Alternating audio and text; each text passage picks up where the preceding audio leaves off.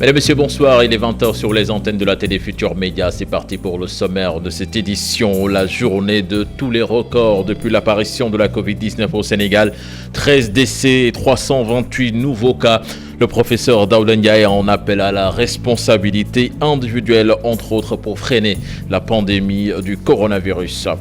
Les vendeurs de friperies crient leur colère après l'interdiction des marchés hebdomadaires. Très impactés, ils demandent au gouvernement de revoir la mesure. Et puis démarrage ce samedi de la saison de basketball. Après 10 mois de pause, des matchs de bon niveau se sont joués dans le respect d'un protocole sanitaire à cause de la Covid-19. C'est à suivre dans la page des sports. Voilà le sommaire de ce 20h, tout de suite le développement.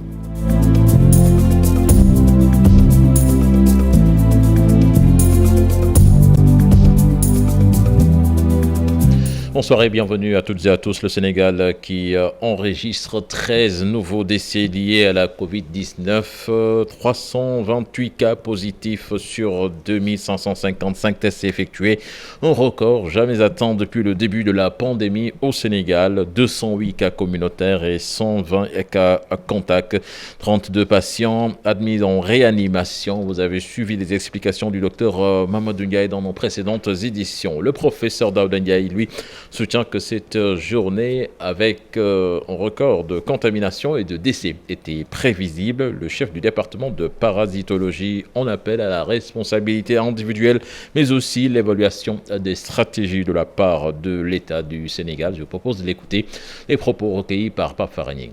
Mais vu l'évolution de la pandémie au plan mondial, on doit savoir qu'il ne peut pas y avoir une exception africaine ou encore moins une expression sénégalaise. Mais ce qui est important encore pour moi, le plus important est qu'il y ait une prise en charge personnelle, individuelle sur le plan de la lutte, mais également sur le plan de la prise en charge. Prise en charge parce que pour le nombre de morts, si au niveau communautaire, en tout cas dans la lutte, c'est le port de masque, les mesures barrières, pour la prise en charge, c'est que chacun comprenne qu'en cas de symptômes, en tout cas de choses différentes qu'on a l'habitude de voir, il faut immédiatement faire recours, aller vers les soins. Pour se faire prendre, il faudrait que chacun ait peur, pour quand même qu'il y ait un sursaut national, qu'il y ait une réponse individuelle, mais également collective, pour que cette pandémie soit maîtrisée. Ce qu'il faudra avoir, je pense que c'est pour la raison pour laquelle je vois que, ne serait-ce que cet état d'urgence qui couvre-feu, a une durée limitée. Au-delà, arrivé à ce terme, ils vont évaluer. Donc s'ils évaluent, pour chaque stratégie, il faudra voir d'abord la pertinence. Est-ce que la stratégie elle est pertinente? Mais quelle que soit la pertinence de la stratégie, il faudra l'évaluer. Pour voir est-ce qu'ils vont pouvoir maintenir la stratégie, ils vont devoir changer de stratégie, ils vont devoir également peaufiner pour une meilleure stratégie. Le relâchement dans les écoles au niveau des gestes barrières inquiète à Matam. C'est la COSIDEP qui sonne l'alerte. L'organisation tournée dans la région nord demande aux établissements de remettre en place le dispositif tel que préconisé par le protocole sanitaire. Aliban Elian. 48 heures après le déclenchement de l'état d'urgence, assorti d'un couvre-feu à partir de 21h dans les régions de Dakar et de Thiès, la situation dans les établissements scolaires reste très préoccupante. Dans plusieurs écoles, le relâchement des dispositifs sanitaires contre la pandémie est visible. En mission à Matam, le coordonnateur national de la COSIDEP tire la sonnette d'alarme. Et nous considérons aujourd'hui qu'il est urgent que des mesures sérieuses soient prises pour accompagner et donner du sens à ces mesures qui ont été récemment prises. Et sous cet angle, nous demandons évidemment à ce que, justement, que l'État du Sénégal puisse travailler à faire en sorte que toutes les écoles puissent être suffisamment protégées en disposant du matériel sanitaire conséquent. Des enseignants, des élèves qui ont exprimé leurs inquiétudes face à ce qui se passe dans nos écoles. Justement, ce qui se passe, c'est qu'il y a un déficit criard en matériel sanitaire. Et nous considérons qu'une école, un bloc sanitaire, un point d'eau, un matériel sanitaire suffisant, un gardien, une femme de ménage doit être à notre portée et doit être disponible pour chacun. Donc nous pensons aujourd'hui que si nous devons tenir compte justement de cette annonce de la deuxième vague, si nous combinons cela au couvre-feu qui a été décrété par le président de la République, mais ensuite, si nous devons veiller à la protection des personnes âgées, nous devons être conséquents à partir de mesures claires qui soient prises pour soutenir ces 4 millions d'apprenants qui constituent le quart de la population sénégalaise. Ils ne seront pas vecteurs de propagation, mais ensuite ils pourraient même être des acteurs de conscientisation des familles. Là, toutes nos excuses pour la qualité sonore de cet élément. À Kaolack, l'administration de l'espace numérique exige scrupuleusement le respect des gestes barrières. L'objectif est de freiner la propagation du virus qui fait rage dans la région. Les détails dans cette correspondance signée Ibrahima Diamé et Fally Gaye. C'est virtuel de Kaolack face à la propagation du coronavirus qui fait fureur dans la région se barricade à l'entrée comme à l'extérieur. L'espace numérique ouvert est ferme contre le virus. Le dispositif de lavage des mains est installé sur place et le port du masque est obligatoire. Avant d'y entrer, il faut d'abord porter le masque. Lors des examens et lors des évaluations aussi, tout étudiant qui n'a pas de masque, qui ne porte pas son masque, n'aura pas accès au niveau de la salle. Et nous y contrôlons, nous y faisons un contrôle très sévère là-dessus. Et d'ailleurs, tout étudiant qui n'observera pas cette mesure-là risque l'expulsion au sein de l'ENO. Du côté des étudiants, les consignes semblent être bien respectées dans les salles de TD, tout comme au niveau des espaces de révision. Ce n'est pas en tout cas le port du masque qui fait défaut en notre présence. Même au niveau des salles, il y a des ailes là-bas. Il peut toucher les ailes et entre autres. Voilà. Par rapport à cela, je crois bien qu'il n'y a pas de souci pour l'ENO de Kaolack. À l'entrée de l'établissement, les vigiles sont aussi bien impliqués pour le respect des mesures barrières. Non. Chaque jour, si vous rentrez, vous prenez le masque, et vous passez là-bas, vous lavez les mains et vous rentrez. L'espace numérique ouvert de Kaolack compte actuellement 2100 sans compter les 2500 attendus cette année. Ils sont tous appelés au respect strict des mesures barrières compte tenu de la propagation de la pandémie qui fait fureur dans la région avec au moins 550 cas positifs enregistrés dont 46 décès. Ibrahima Diamé, les vendeurs de friperies donc qui crient leur colère après l'interdiction des marchés hebdomadaires est très impacté par ces nouvelles mesures. Ils demandent au gouvernement donc de revoir cette mesure qui impacte dangereusement sur leurs activités. On voit cela dans ce reportage signé Cher Diop. Ils sont désemparés, désorientés.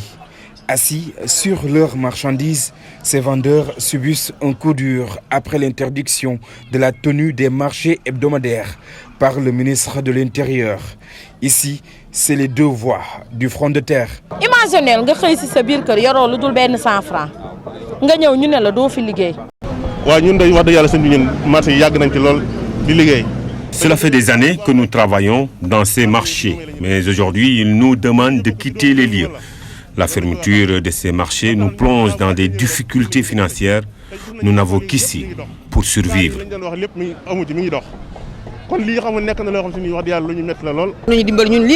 Il faut que l'État nous vienne en aide. Toute notre vie est ici. Nos marchandises, nous n'avons que les marchés. Mais également, il faut souligner que nous sommes très, très fatigués. Une ambiance inhabituelle sur les lieux. La police veille sur le respect de la mesure.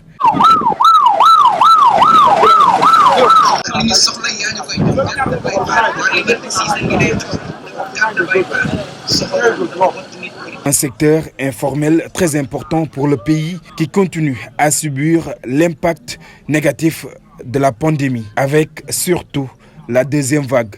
Nous participons à hauteur de 15 millions pour le fonctionnement de l'État, en l'occurrence de la municipalité.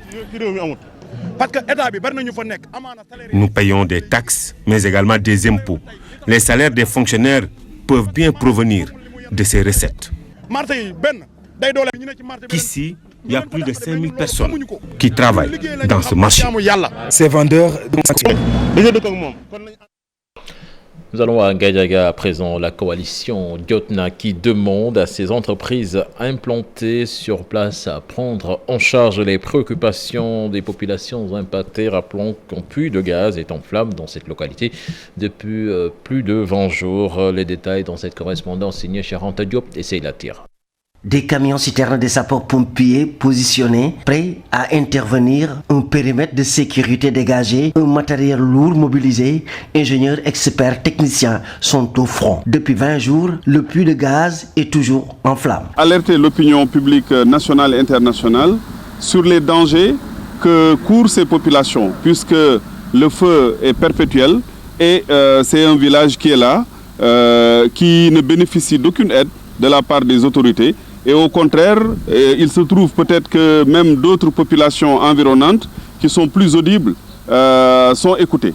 Mais ces populations où se trouve vraiment le foyer ne sont pas écoutées. Et ça, c'est très grave. Poursuivant sa logique, Abdoulaye Niane interpelle l'État sur le respect de la responsabilité sociale de ces entreprises pétrolières et gazières implantées dans la zone. Aujourd'hui, je pense qu'il appartient à l'État de sécuriser la vie des populations, mais aussi quand des ressources naturelles se trouvent à côté de leur village, je pense que ces personnes doivent bénéficier des retombées de cette exploitation. Nous appelons aussi les sociétés qui exploitent ces ressources minières d'être beaucoup plus humaines, d'être à côté des populations au lieu de passer sur leurs droits tous les jours. Djelekpeul vit toujours l'horreur. Les habitants de ce village sont dans l'expectative.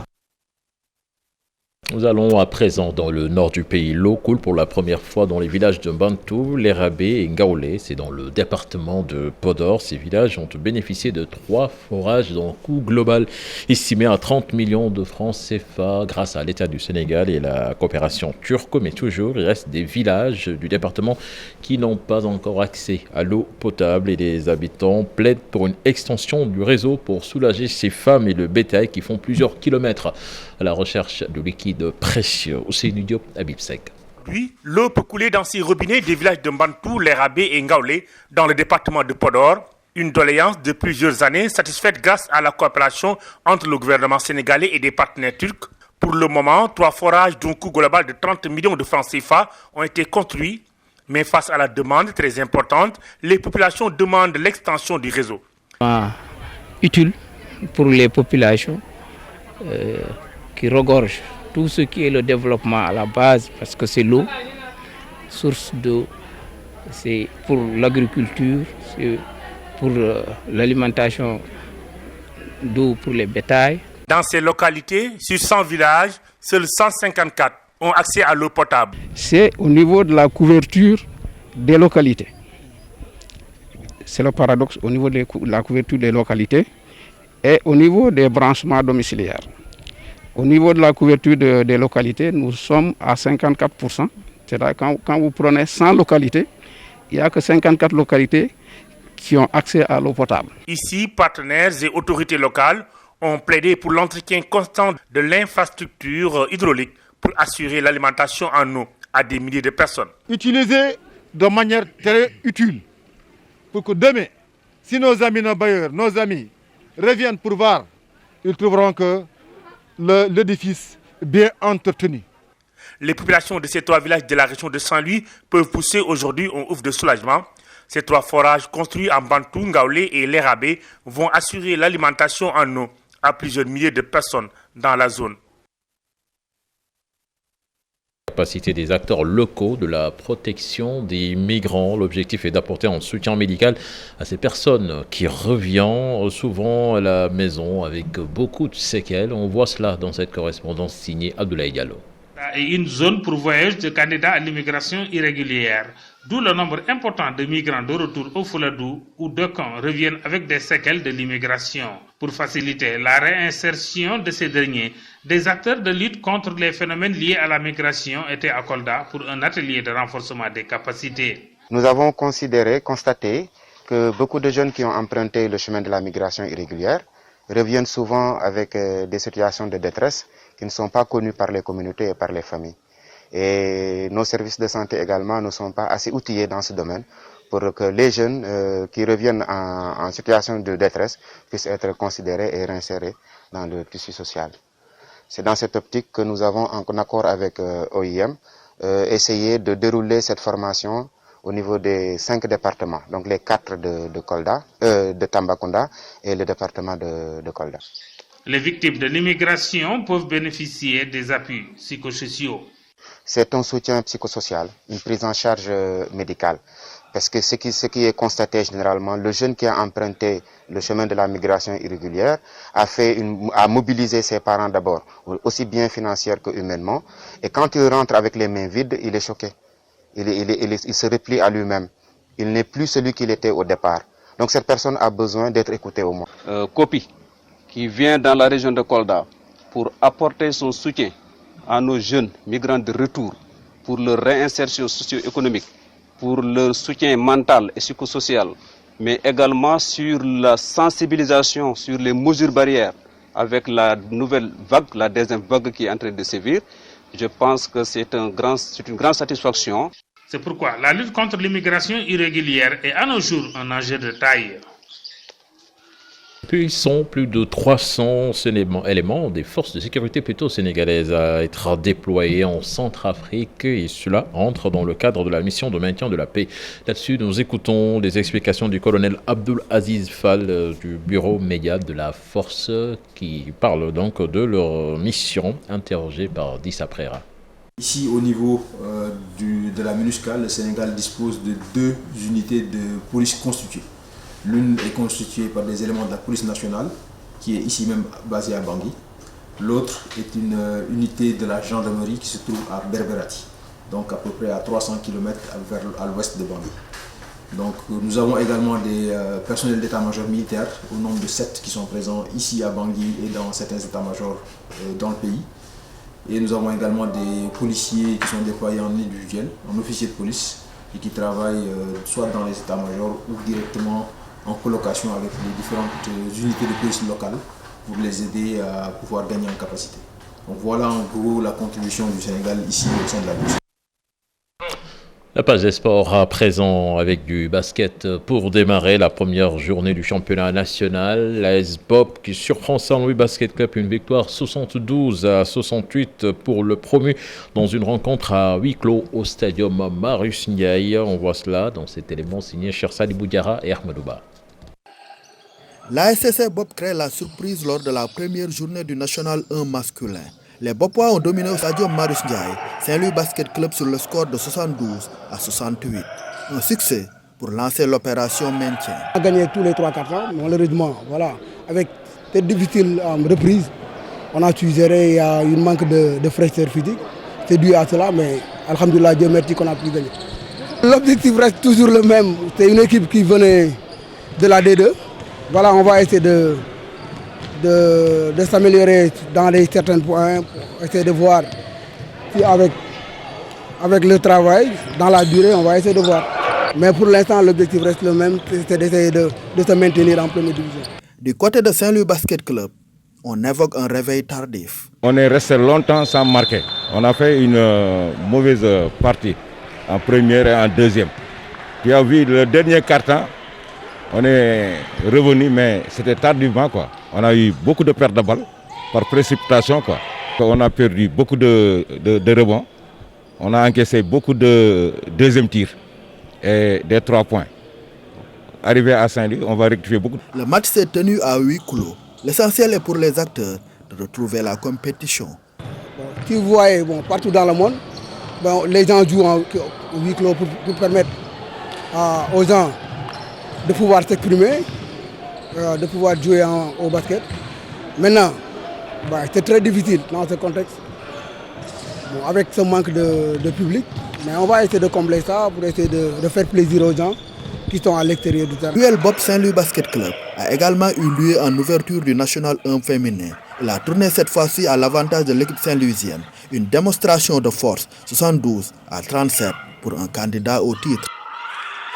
Quelques résultats de cette première journée de championnat chez les hommes. Bopp Saint-Louis Basket Club, donc 72-68. Dakar Université Club qui bat US Rail 89-67. Louga Mermoz, on n'a pas encore le résultat. L'AS Douane qui bat Sibac 67-46 chez les dames. Bopp Saint-Louis Basket Club, victoire des Saint-Louisiennes 72-37. UGB qui bat qui s'incline plutôt devant Jeanne d'Arc, 42-62. Saltigué Asfo, 37-73. Victoire de l'Asfo. Mbour Débalo, 42-63. La journée donc se poursuit demain. Toujours à propos de cette première journée, malgré des mois sans jouer, le directeur technique national juge le niveau assez bon.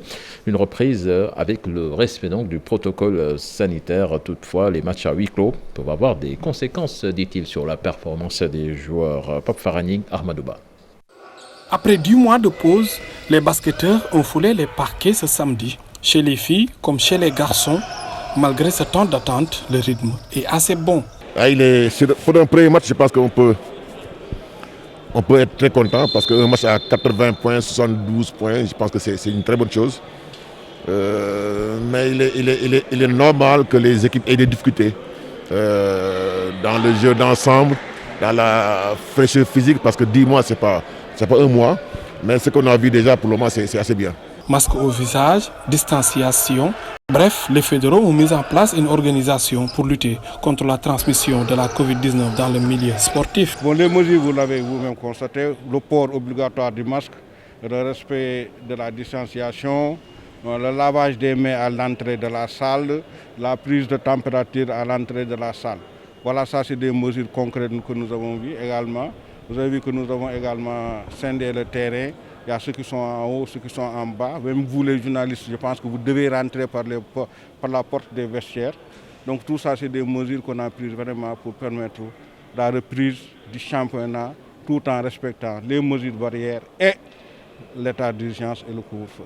Des matchs à huis clos qui ne sont pas sans conséquences dans la performance des basketteurs. La frustration de ne pas pouvoir regarder, elle est liée à la maladie du Covid.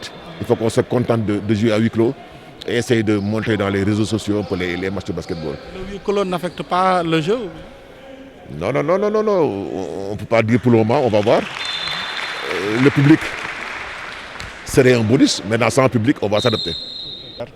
Pour respecter les mesures barrières d'abord, mais également pour jouer à huis clos. Bon, il y a quelques invitations, on n'a pas aujourd'hui, vous avez vu qu'il n'y a pas de monde à l'intérieur de la salle.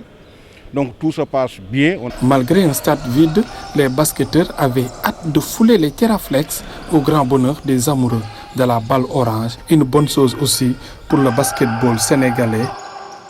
Merci à vous, Pape Faraning. À présent, la deuxième journée de la Ligue 11 sénégalaise. 2 rencontres au programme ce samedi avec la première victoire de Niaritali NGB qui, à domicile, a battu l'AS Douane 2-1. Diambar, de son côté, remporte le choc mbourois en succès 2-1 devant Mbour. Petite Côte, son deuxième de la saison pour prendre donc la place de leader en attendant la suite de cette deuxième journée ce dimanche au programme de Casa Sport.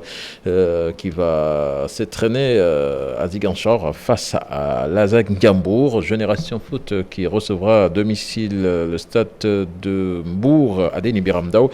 AS Pikine jouera contre l'US Gorée et Seneps recevra Tenguet FC. Dakar Sacré-Cœur va jouer contre le Giraffe de Dakar. Nos deux équipes qui jouent l'Afrique et qui vont démarrer donc ce week-end leur championnat. Un mot de lutte avant de clore ce 20h. Le président du CNG de lutte donc, qui invite les municipalités à investir dans la construction d'infrastructures sportives. Selon Birassen, cela va favoriser entre autres le développement de la lutte. Il était à Karolac. Je vous propose de l'écouter, des propos recueillis par Ibrahim Diamé et Faligay. Pour la lutte, il faut des espaces. Et ce qui y manque.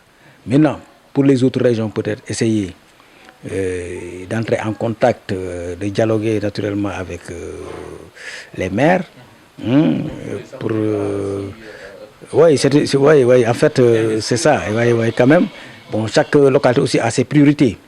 Vous savez que nous sommes au Sénégal et qu'il y a des régions qui sont des régions de lutte pure.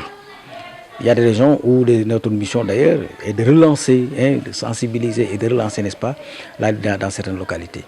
Et voilà vraiment ce que je peux dire pour l'instant sur les infrastructures, n'est-ce pas, qui doivent accueillir la lutte.